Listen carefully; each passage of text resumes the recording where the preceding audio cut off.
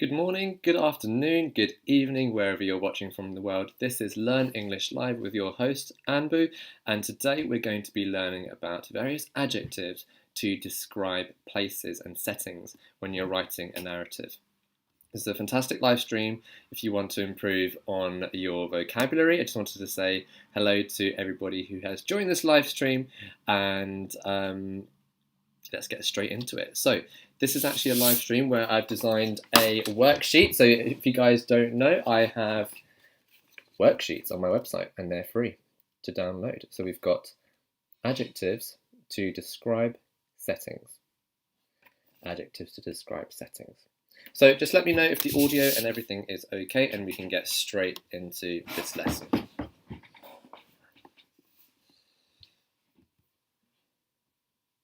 Hi Alonso, hi Nishi, good to see you. Hi Samir, hi Tigmon, hi Basilo, hi Incredible Light, good to see you.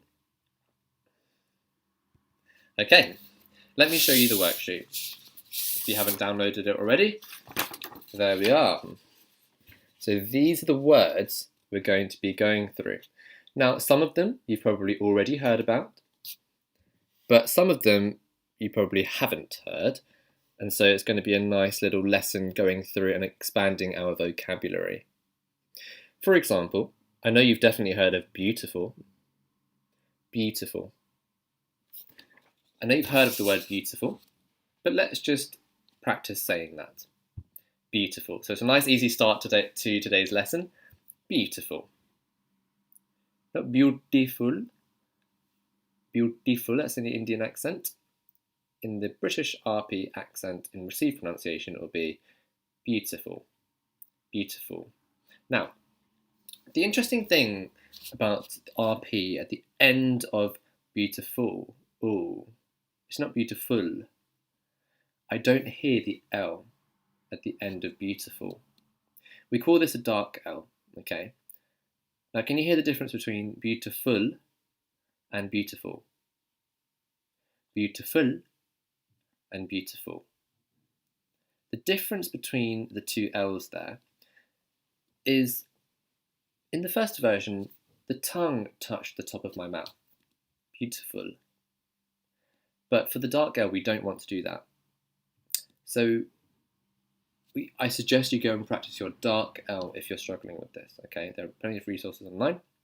I might actually make a video on the dark L. I've been meaning to do that for a while. So this one is beautiful. Beautiful.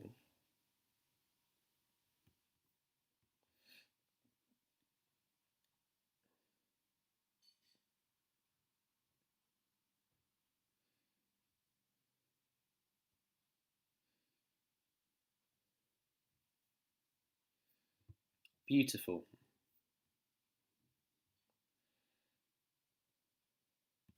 All right, nice and easy start to our lesson today.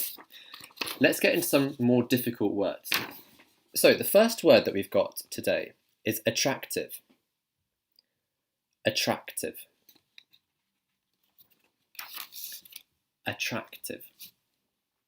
So if there's a setting which is attractive, it means it's pretty. It's very nice to look at. For example, the church was very attractive. I know you call human beings as attractive. You can say someone is attractive because they're beautiful or they're handsome, right? Or you could describe an object as attractive as well. Or you can describe a setting as attractive. Attractive. Attractive.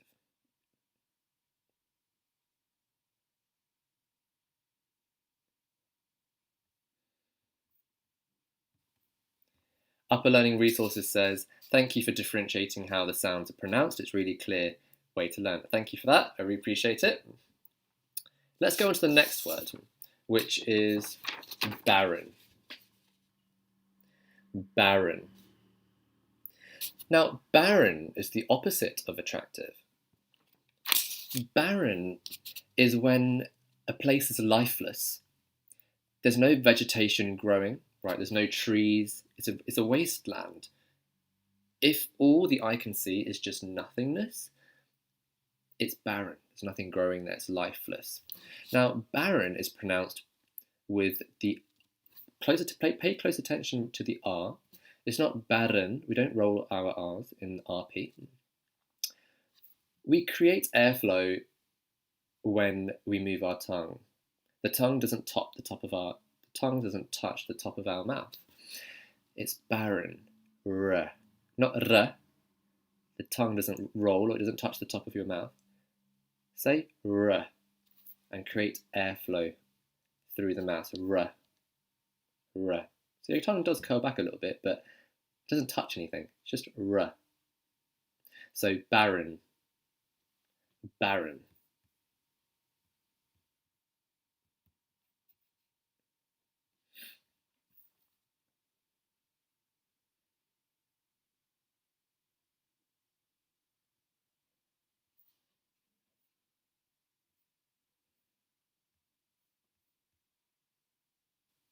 I also wanted to say, feel free to type in sentences into the live stream and I will tell you whether you've used the adjective correctly. So feel free to, write a sentence using barren or attractive. The next one is beautiful. We're not going to go through that because that's obvious. So we're going to head on to bleak. Bleak.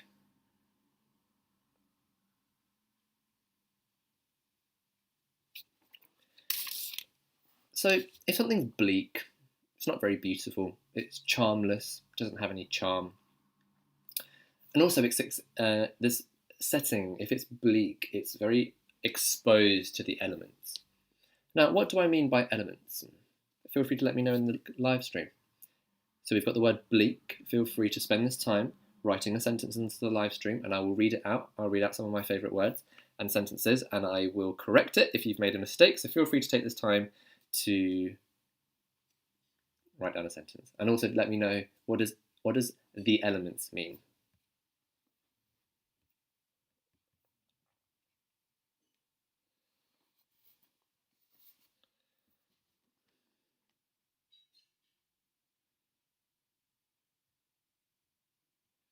So I'll give you a bit of time to do this, thinking about how to use the adjective in a sentence.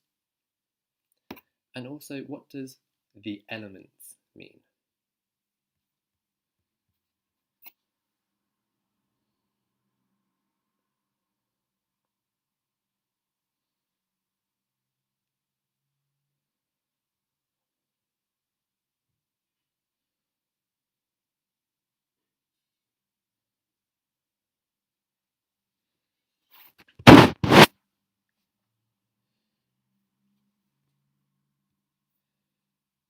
Okay, I've got some suggestions coming through.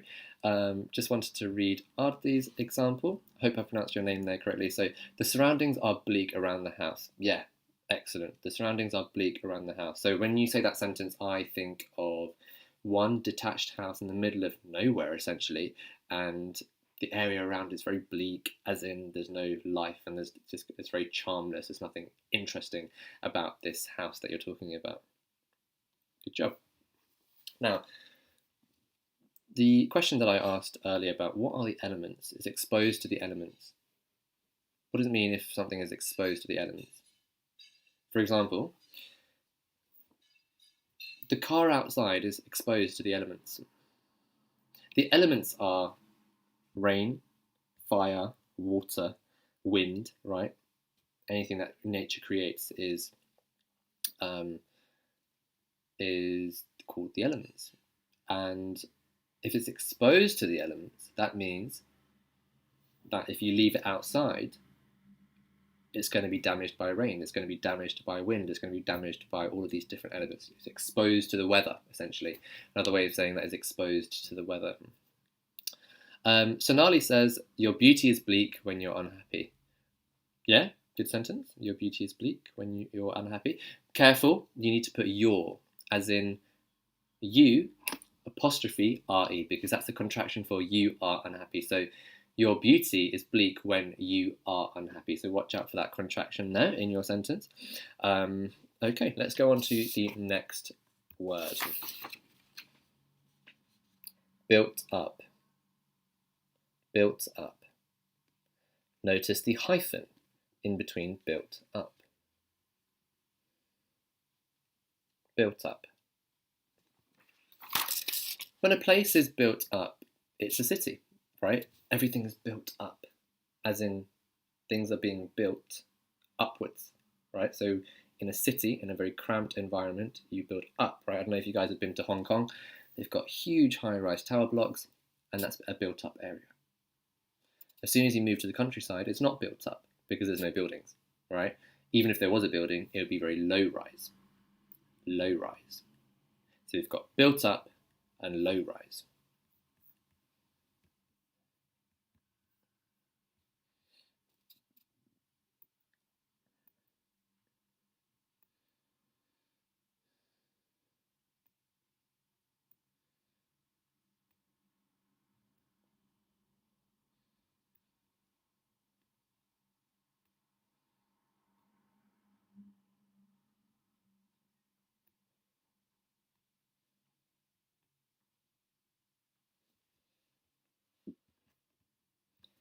Tenzin says, I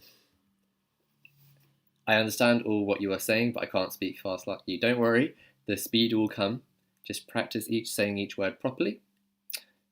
Then after you've practiced the word, say it in a short sentence, and then try and make your sentence longer. So that would be my tip for you, kind of building the sentences slowly and the speed will come. Wow, Carpenter, thank you so much for your donation. That really means a lot to me. Thank you so much. That's a very kind gesture. It just really made my day. Thank you very much. So Incredible Light says, he built up a reputation as a tough businessman. Yeah, he built up a reputation.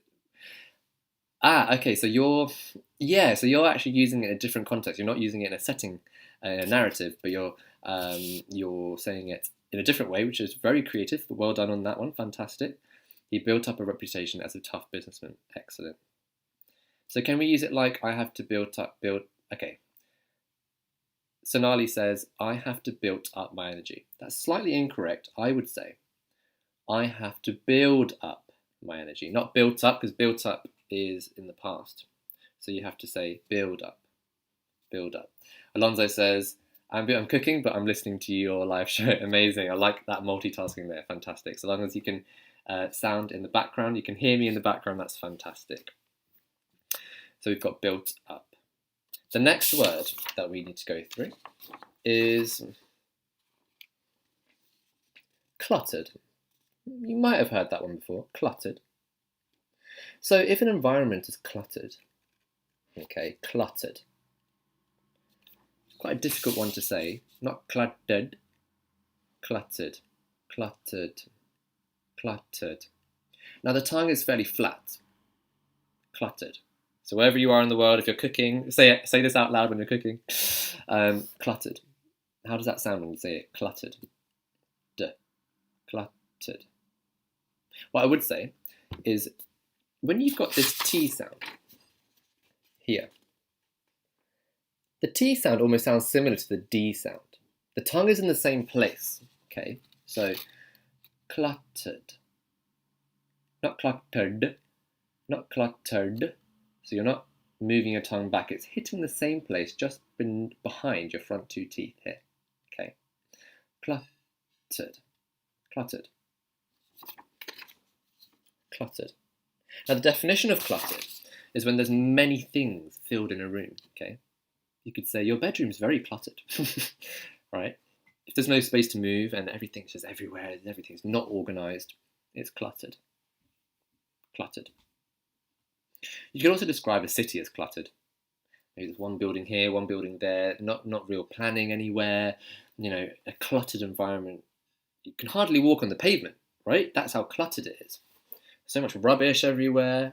So when you say cluttered in an environment, I would think of a town or a city where you can't even walk along the pavements, right? That's how cluttered it is.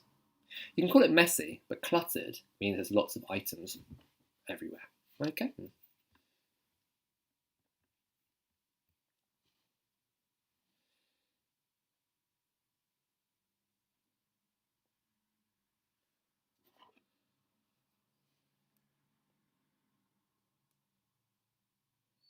So feel free to also write sentences as we're going along in the live stream, and I will correct it for you.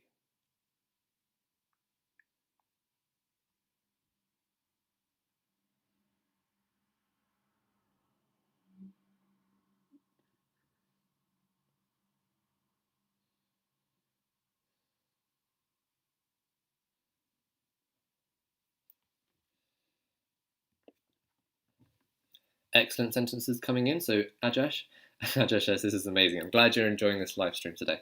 So he says, the room was cluttered with tools.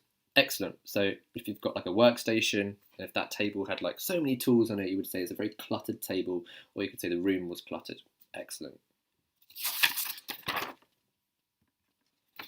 The next word on the list is colourful. Colourful. Let's pick up the speed there, guys. So I'm going to whiz through the next few words. So colourful is when there's lots of colour. Simple as. So if you've got a meadow and it was a colourful meadow, there's lots of different coloured flowers. You can describe the train station as colourful, as in maybe there was paintings on the walls. And, you know, my background is colourful. I love colour, right? You've got this navy blue. You've got the colour of the poster there, colour of the map. So it's colourful, okay? The next word on the list is cosmopolitan. Cosmopolitan. Cosmopolitan. So say that out loud. Cosmopolitan.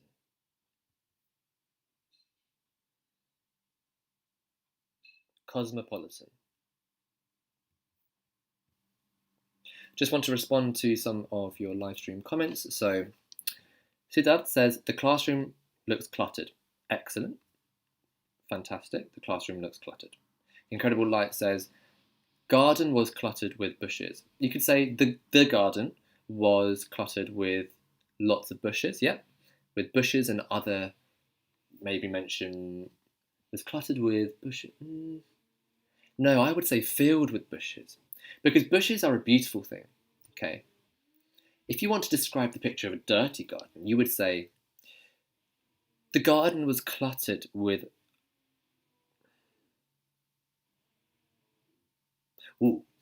The garden was cluttered with overgrowing bushes and hedges. So you would kind of create the picture of, overgrowing bushes, right? Just give me 1 second. My parents are cooking in the kitchen and they're making a noise.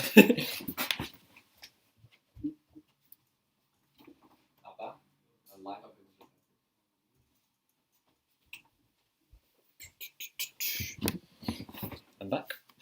Okay, so wait. Yes, so cosmopolitan.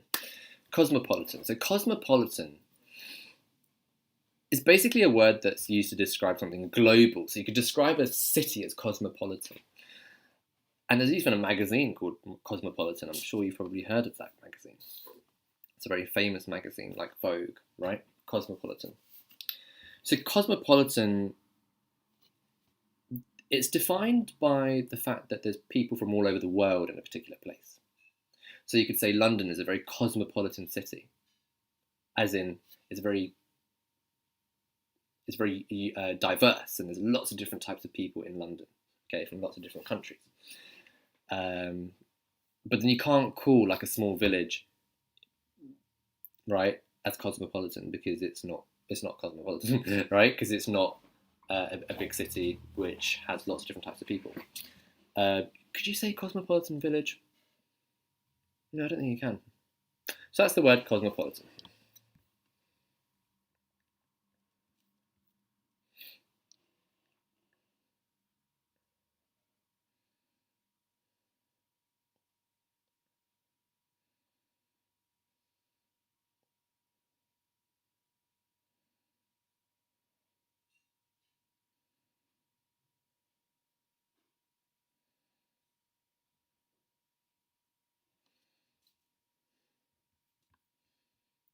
So Rojan has a very sweet comment. He said, my mind is colourful by Anpu's videos. So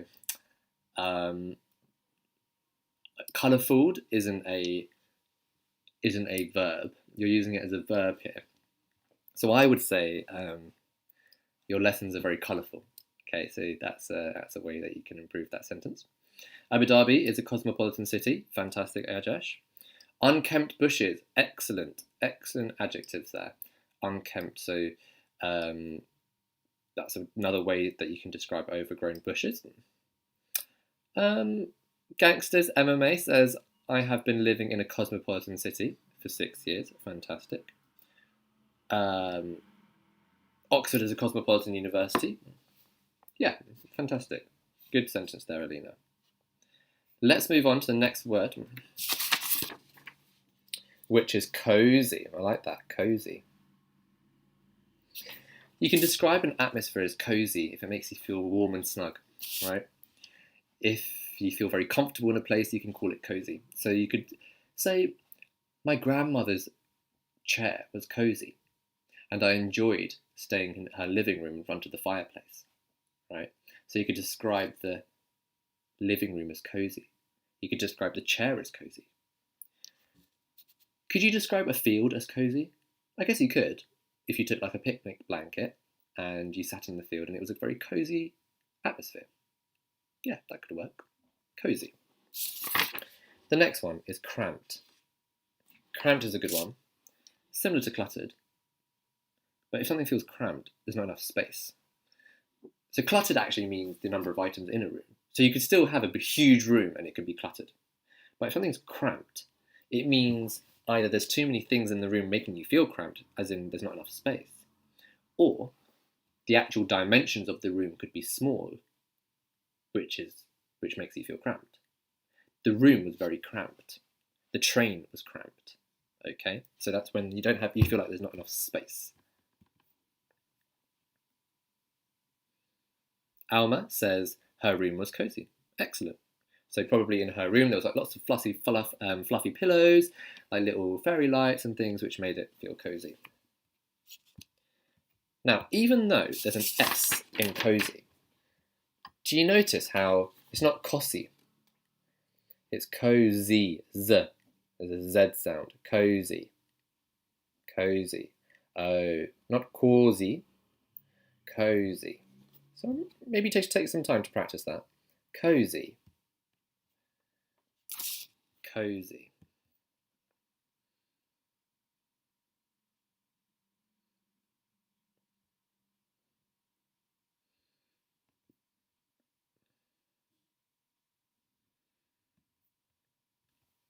Alonso says something really nice. I met a girl and she's a doctor. Her English is poor and he's been helping others so he's saying helping others makes me happy. That's fantastic. I'm really glad that you're able to help other people despite you're also on a journey as well, but you're also taking time to help others. That's really nice. That's fantastic. Next one. Crowded. If a place is crowded, that means there's many people. Okay, there's many people in a particular place. This is pronounced crowded. Crowded. Not crowded. Crowded. It's crowded. Id. Now I've done a live stream on ed sounds before, so this one's id. Crowded. So practice that. Say id. Id. And then crowd, as in lots of people. So crowded. Crowded. Crowded. Crowded. Deserted. Deserted means there's no people, right? There's hardly any life there. A place is deserted, right? Deserted. Deserted.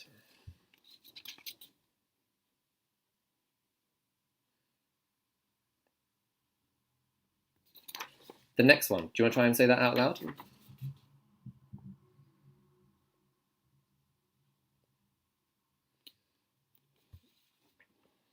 Dingy.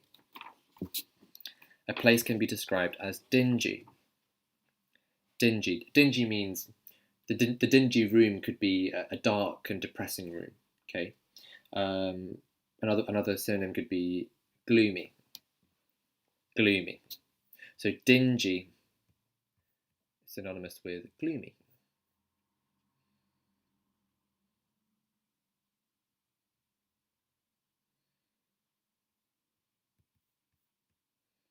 Some fantastic comments coming in through there, guys. So we've got in Tokyo, the rooms are cramped. Fantastic. Gangsters says the local trains of Mumbai are heavily crowded. Fantastic. Ooh, Alina actually merged two words. Fantastic. So she says, because of Corona, crowded places have become deserted. Okay, So I'm just going to improve that sentence there. It's a fantastic sentence, but because you've started with a subordinate clause, you also need a capital letter. So because of coronavirus, okay, because of coronavirus, comma, crowded places have become. You can't say crowded places has, because it's a plural, and you're talking about lots of places. The has changes to have. Crowded places have become deserted. Excellent sentence. So I've just corrected your sentence there in the live stream. Good job. Next sentence. Drab. What does drab mean? You know what? I actually haven't come across this word before. I think it means boring. I think drab means boring, but I've got my dictionary. If you've also got a dictionary, then feel free to get it out and look it up with me. Okay, so drab. We're going to go through and try and find drab. What does drab mean? Because I don't want to be teaching you incorrect things today. Drab.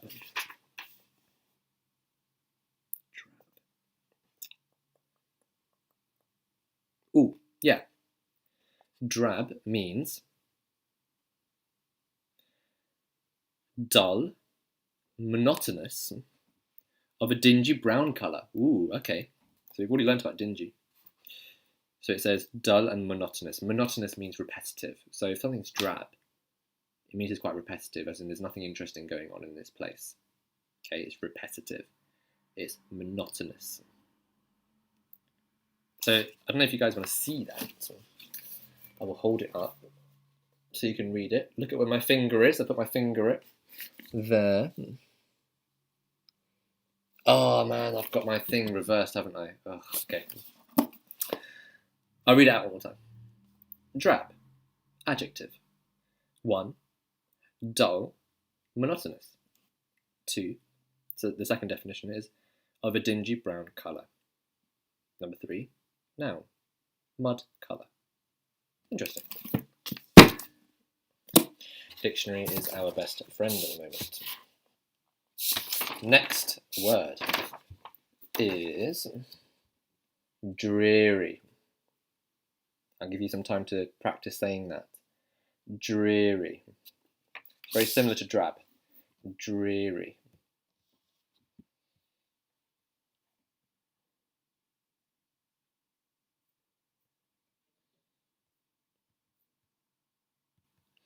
Now, I am getting some more good sentences coming through. However, it needs to be settings related, as in when you're describing a setting. So Galaxy says the fight between the two people was drab. Yeah, excellent. That's a good sentence, but we need to try and keep it to settings because that's what today's lesson is about. So try and describe a setting. So Nishi says drab, adjective, lacking brightness or interest. Drearily dull. Or the landscape was drab and grey. Fantastic sentence there, Nishi. Excellent. So dreary means dull. It's very similar to the word drab, and it's kind of like depressingly repetitive. Okay, repetitive. So if something's dreary, it's repetitive. Okay. What's the next word on there? Dusty. I'm sure you guys have come across dusty before. When a place is dusty, there's lots of dust. So dust is when if you leave something in a room for many weeks, there's like dust on the top, right? We call that dust. The white stuff is called dust. So if a place has lots of dust, it's dusty. Let me give you an example of something in my room which is dusty. Yeah, this book has been here for ages. Can you see that? There's like that there is dust.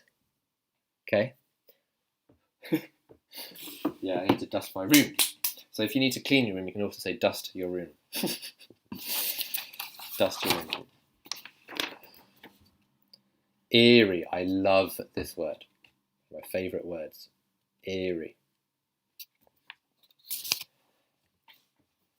Eerie. Eerie.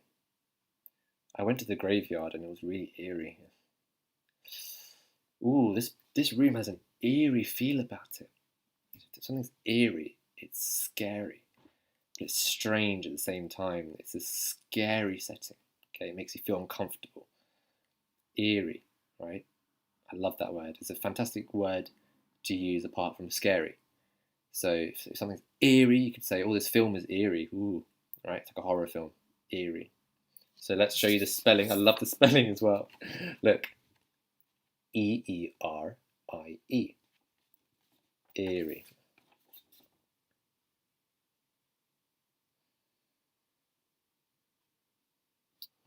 So I'll just give you time to pause, give you a little bit of a break to process all of that.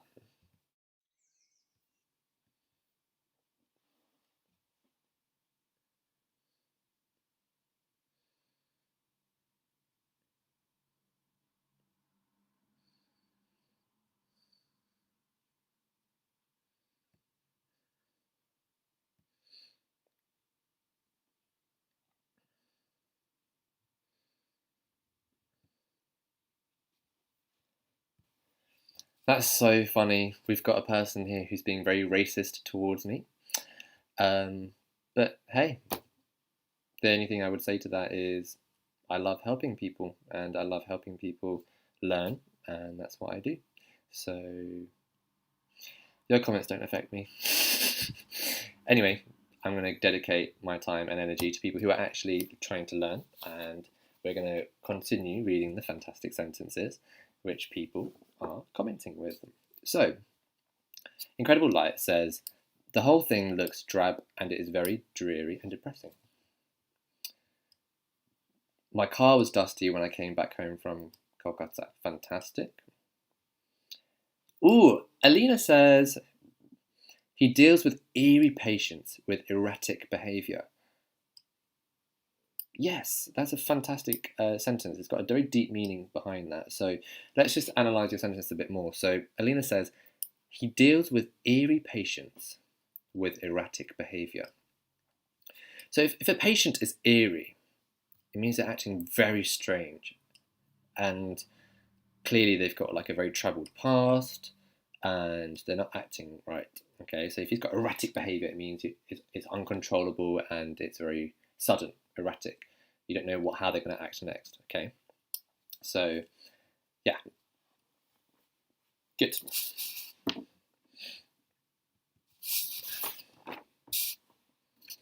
Exquisite. Ooh, exquisite.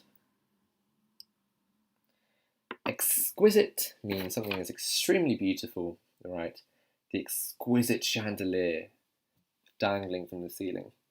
It means it's delicate, it's elegant, and it's intensely felt. Intensely felt. Okay. Exquisite. Extravagant. The opposite of extravagant is moderate. So if someone dresses extravagantly, it means they're really showing off and they've got extravagant, expensive clothing, right? It's extravagant. When you think of someone who's extravagant, you think of like Lady Gaga. Okay, she's extravagant. If someone dresses moderately, they dress very plainly and they don't like to show off. It's very moderate. It's dull colours. They can still look good and beautiful, but they're just moderate. So moderate, extravagant. So the extravagant room basically means there were like loads of expensive items in there. There was like a piano and the walls are painted with gold. Like it was extravagant. Okay, so that's extravagant.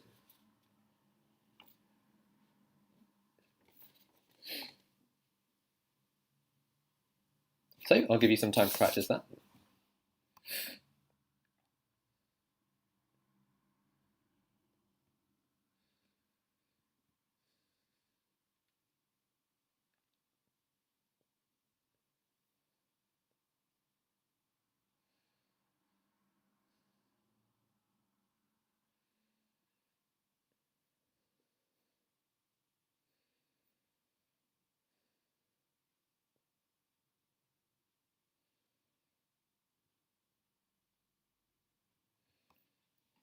Okay, we've got another sentence coming in through. So Sonali says, after coronavirus is over, not after this coronavirus, you would say after coronavirus. It's an interesting one. People don't say the coronavirus. People just say coronavirus. So after coronavirus is over. Coronavirus is one word. I'm just typing in a correction for you. I'm going to get dressed up extravagantly. That's a good word. Extravagantly.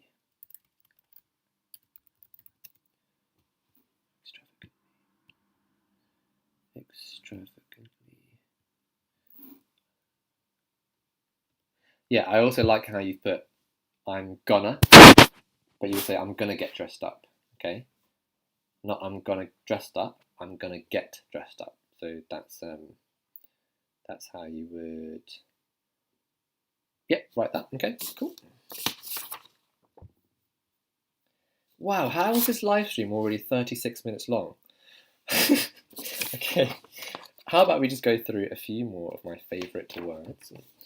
So we've got picturesque, yes, picturesque. Okay, I'm going to go through a few more. I'm going to go through picturesque, placid, and quaint. Picturesque is when a place is like a painting. Picturesque, beautiful. The mountains were picturesque. It's like it just came out of a painting. Picturesque. Picturesque. So that the last spelling there is pronounced esque. Esque. Kind of like a K sound. Picturesque. Picture. Esque. Picturesque. The next one is placid. Placid means calm. So you could say the placid waters of the lake. Placid waters of the lake means the waters are very calm. Okay, placid. Not placid. I know it's a C, but it's an S sound. Placid. And finally, we have the word quaint. Quaint. Now, if a village is quaint, it means it's quite old-fashioned, it's cute. How would you specifically define this one though? I love the word quaint, but let's take a look at the official definition in the dictionary. Quaint.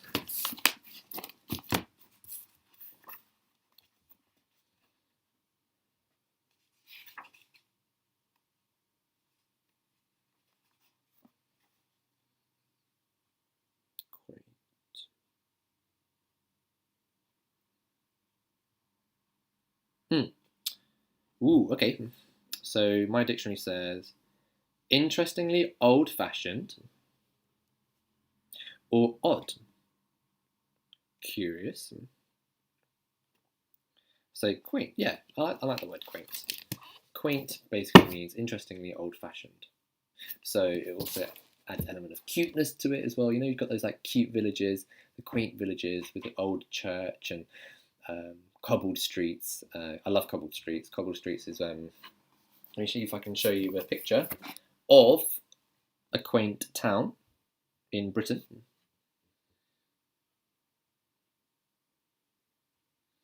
Just gonna show you a picture of a quaint town. Ooh, wow. Oh, doesn't that look so beautiful? Oh my god. Oh wow, look at this.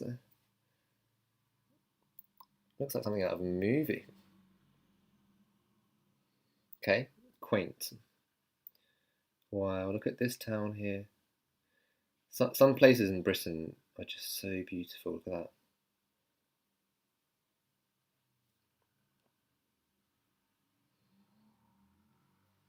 Quaint. Really quaint. Okay, I'm going to show you one more pretty quaint village. Hold on. Look at this. Oh my god. I've been to some of these towns and I can confirm it is just how it is in the photo. It's so beautiful. So beautiful. When you look at that, don't you just want to walk down it, cycle down it? Beautiful. Sorry, one more photo. Look at this. Oh my god. Stunning. Right. That's just my way of saying stunning. Anyway, I hope you've enjoyed that lesson, guys. Let me just make sure I haven't missed any of your comments.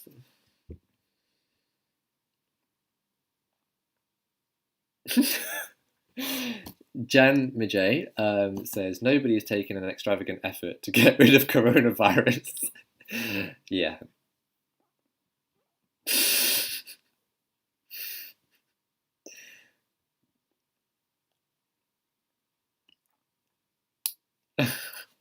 Guys, I really appreciated your company. Thank you for joining this live stream. I hope you have found this lesson useful, expanding your vocabulary together. Now, I know that there's some words that we haven't done. It's already 40 minutes into the live stream. I need to go have my lunch.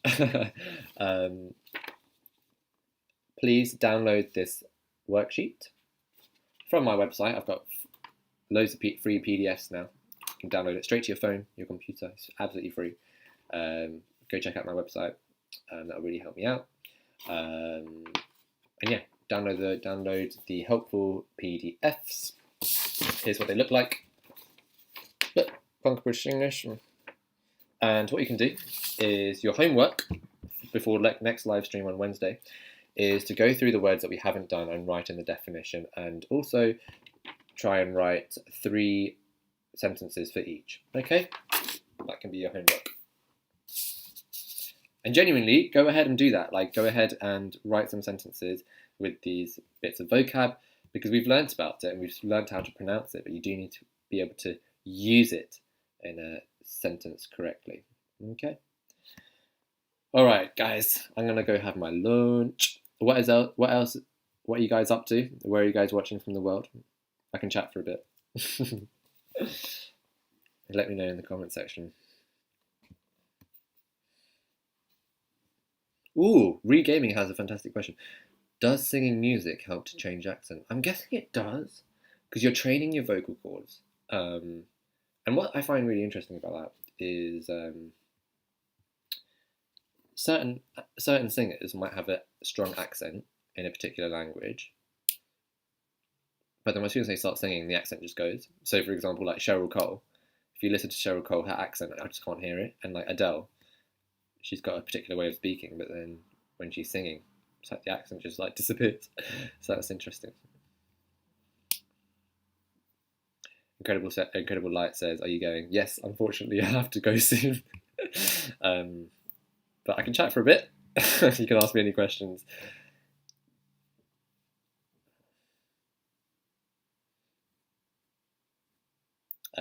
Tan says, greetings from Vietnam. Good to see you, Tan. We've got Sophia from Siberia.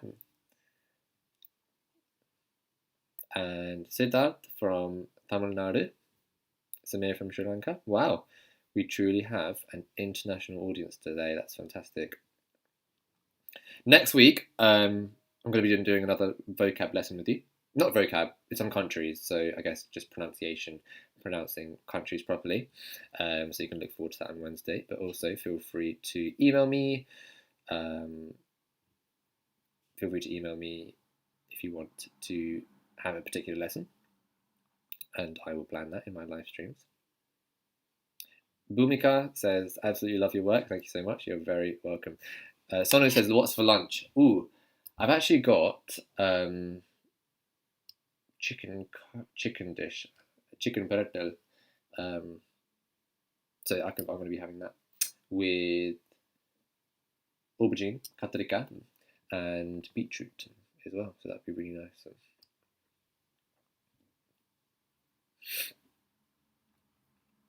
All right, guys. I am going to log off now, but it's been really nice chatting to you guys. I'll see you on Wednesday, 12 o'clock. Wednesday, 12 o'clock London time, which is 4:30 p.m. India time and 7 o'clock New York time. Wherever you're watching from the world, have a good morning, afternoon, and evening.